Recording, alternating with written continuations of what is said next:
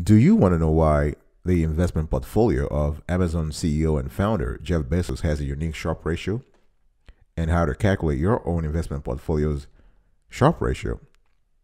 Then stick till the end of today's video.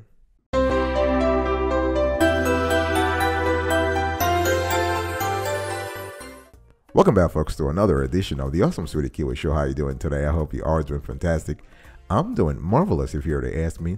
And if you are doing as great as I am, go grab a cup of coffee or tea or vodka and let's roll.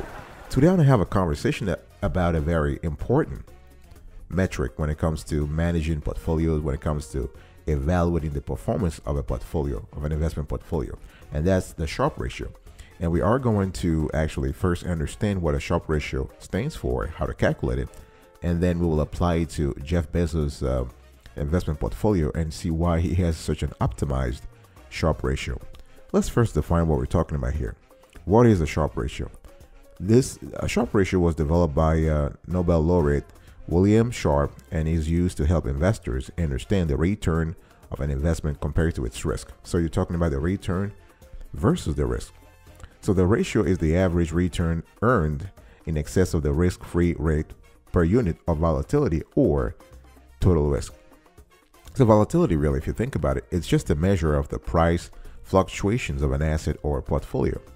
So subtracting the risk-free rate from the mean return, that is, allows an investor to better isolate the profits associated with the risk-taking activities. So you're really trying to find out what are the profits that relate to the risk-taking activities. So the risk-free rate of return is the return on an investment with zero risk, meaning is the return investors could expect for taking no risk.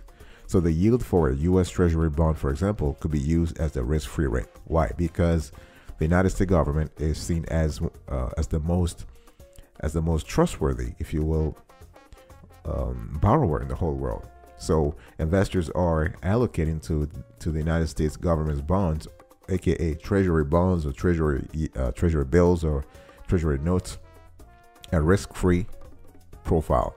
So generally, the greater the value of the Sharpe ratio, the more attractive the risk-adjusted return.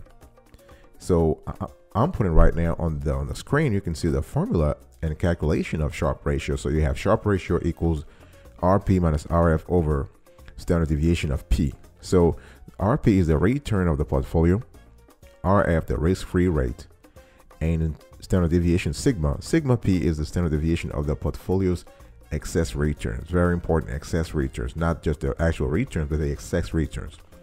So what you want to do is you want to subtract the Sharpe free.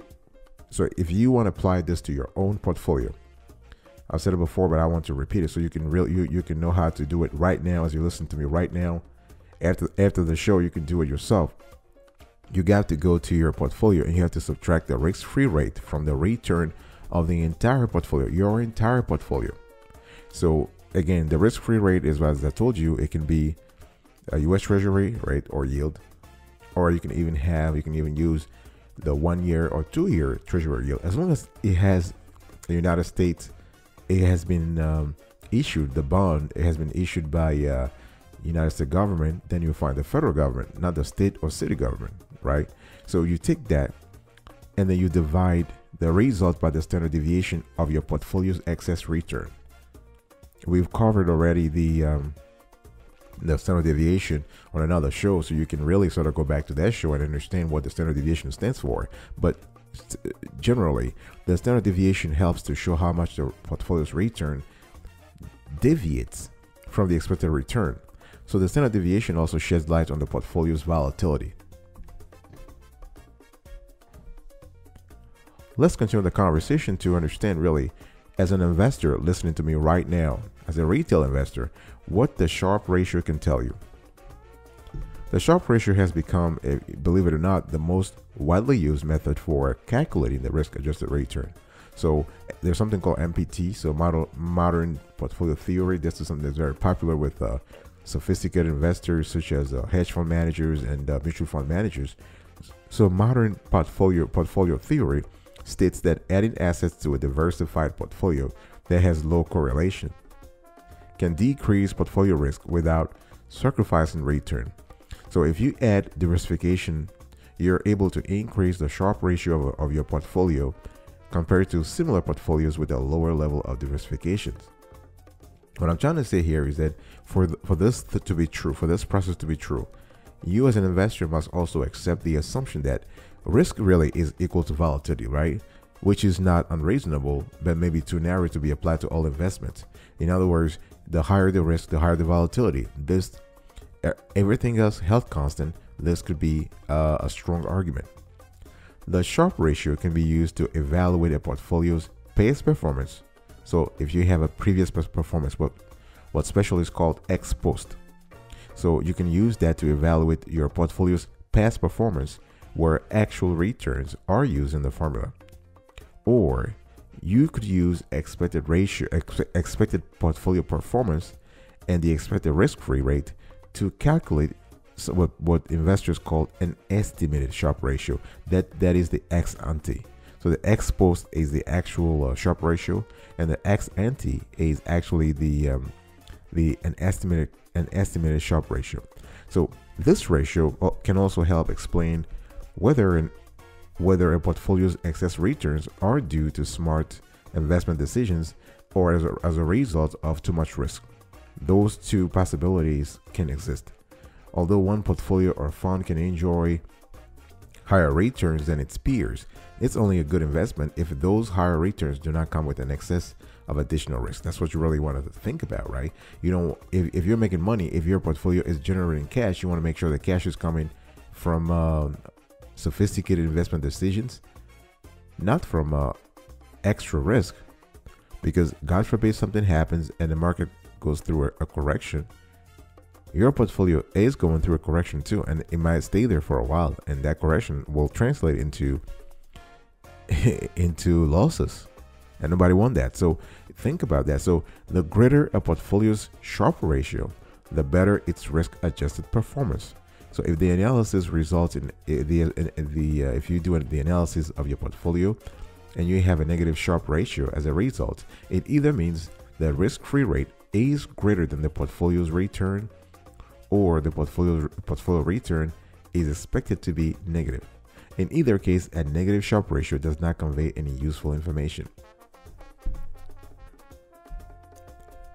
Now, let me just kind of work with you and try to understand what we have here in terms of, let me give you an example of how to use Sharpe ratio, especially if you have to apply it to your own company. So the Sharpe ratio is often used to compare the change in overall risk return characteristics when a new asset or asset class is added to a portfolio. So that's if you add a new security to your portfolio. Let me give you an example. Let's say you are considering adding a hedge fund allocation to your existing portfolio that is currently split between stocks and bonds and has returned 15% over the last year.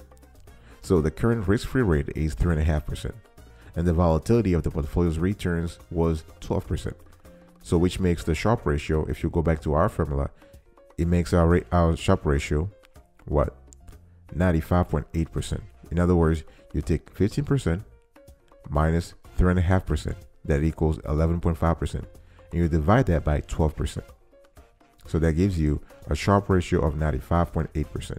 So you as an investor, you might believe that adding the hedge fund to the portfolio will lower the expected return to 11% for the coming year.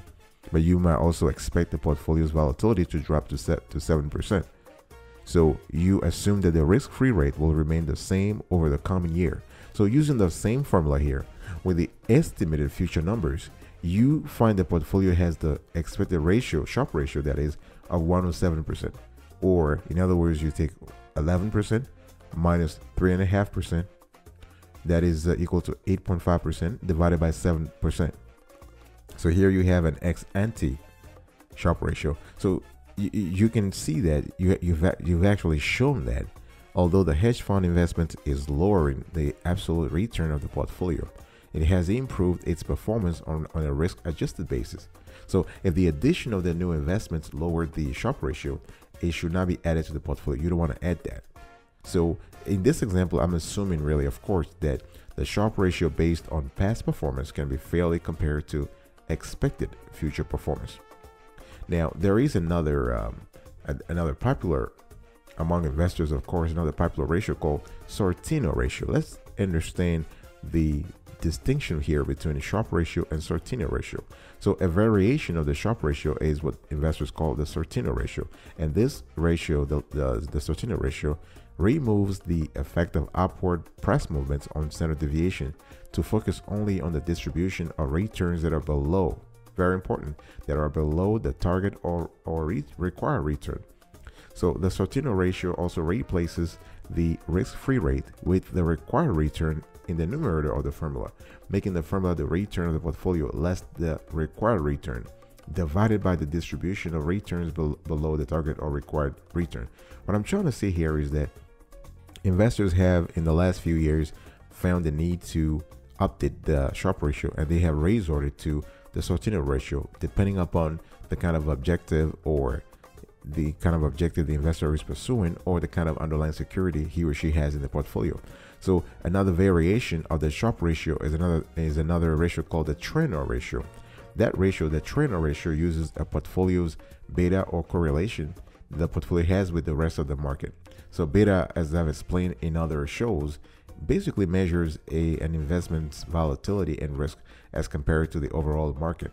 So the goal of the Treynor ratio is to determine whether an investor is being compensated for taking extra risk above the inherent risk of the market. So the Treynor ratio formula is the return of the portfolio less the risk-free rate divided by the portfolio's beta. I'll be right back right after this. Do not go anywhere.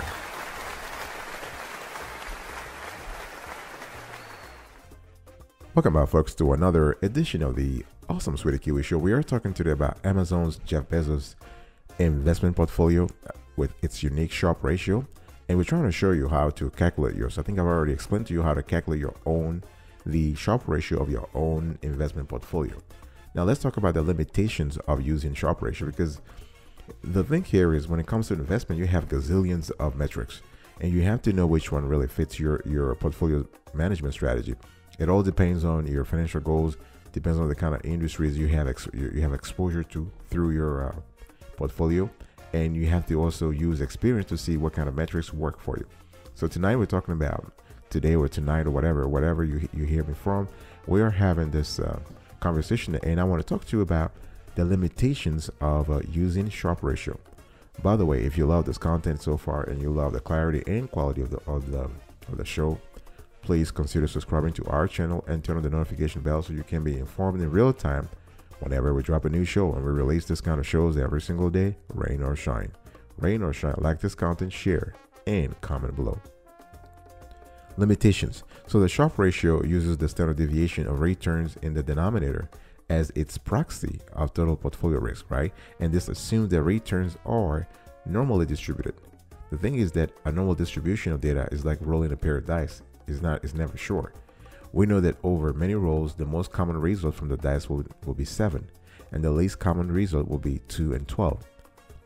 Having said that, the returns in the financial markets are skewed away from the average because of a large number of surprising drops or spikes in prices, things that you cannot predict. You should not even try to predict it.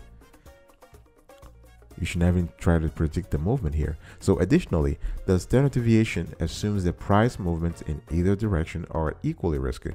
So the Sharpe ratio for investors who are really sophisticated, they can manipulate the portfolio managers, the investors. They can actually manipulate the Sharpe ratio if they seek to boost their apparent risk-adjusted returns history.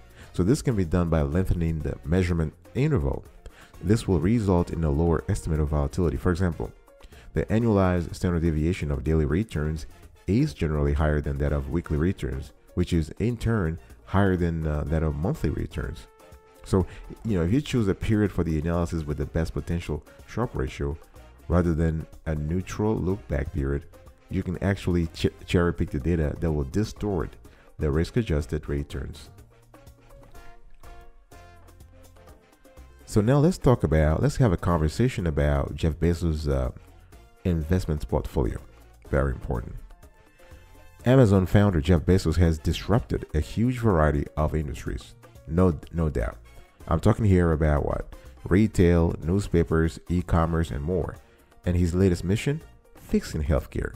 So Amazon announced recently that it is partnering with Warren Buffett's Berkshire Hathaway and JP Morgan to get into the healthcare business. So the three companies will start a new company with the goal of improving healthcare for their US employees. So beyond healthcare, what else is in the Bezos portfolio? Let's just find out. So his empire encompasses not just e-commerce, we all know that, but also news organizations, robotics companies, and coupon sites. Oh, and if you ever heard of Google, Airbnb, or Uber, Bezos is an investor in those companies too. So I'm giving you here on the screen a snapshot of Jeff Bezos' empire as compiled by Visual Capitalist. So you can see here that you have in the Amazon empire, you have Alexa, Zappos, Whole Foods, Twitch, Audible, Sungra, and so on and so forth. And then you have Blue Origins, the Washington Post, and then you have the Bezos something. He has another holdings called Bezos Expeditions. Here we're talking about Workday, Lookout, Grail, Domo, Juno, Twitter, Stack Overflow, and so on and so forth. So Bezos has essentially made the acquisitions through a variety of vehicles. So Amazon has made its own acquisitions, including the recent $13.7 billion deal for the Whole Foods, right? As well as other companies such as online shoe retailer Zappos and video streaming site Twitch. So let's just scroll down. We're still showing you on the screen right now. We're just giving you an idea of the acquisitions that Bezos had, and the last one was Whole Foods, of course. Whole Foods that was in 2017, and you can see that a lot of those transactions happened in cash. Isn't that shows you the liquidity level of Jeff Bezos? If he is able to buy Whole Foods, of course that was part of Amazon. It went through Amazon, but still. So they bought Zappos, Twitch, Kiva Systems, Soak.com, Quidsi, Elemental Tech, Annapurna Lab, Audible, Alexa, Goodreads, Woods, Accept.com, and IMDb. Right, and then in terms of the Washington Post acquisition, that was done through Nash Holdings LLC, one of Jeff Bezos' holding companies. So you can see that this was so we have here. So Amazon has also made investments in smaller startups. I just gave you the one that I gave you were some kind of established companies that everybody knew about. So in the company invested heavily in coupon company Living Social, and even though that was eventually acquired by Groupon in 2016, Whole Foods wouldn't be Amazon's first foray into food. The company invested $100 million in grocery delivery service Home Grocer back in 1999. So unfortunately the company eventually folded during the dot-com bust. So folks, here you have it. Here we have one part of the investment portfolio. Let's go to the second one.